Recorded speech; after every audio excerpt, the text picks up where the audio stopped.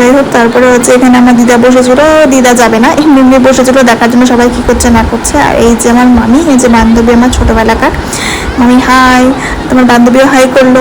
যাই হোক, তারপরে সবাইকে হাই হুই করে দিয়ে আমরা কিন্তু রেডি যাওয়ার জন্য। দেখতেই পাচ্ছ এখানে আমাদের ফুল প্রিপারেশন রয়েছে, পুরো একদম ফুল একদম প্রিপেয়ার হয়েছিল। আর এই পুরো পুজোটা কিন্তু অর্গানাইজ করার পিছনে যে দাদাদের গেঞ্জিদের পিছনে লেখা আছে দেখো, চামেলি গ্রুপ, এই আমাদের দাদাদের গ্রুপ কিন্তু পুরো পুজোটা অর্গানাইজ করেছে এবং তারা ভীষণ ভালোভাবে অর্গানাইজ করেছে। তো তো দেন আমাদের এখন যাত্রা শুরু হয়ে গেছে।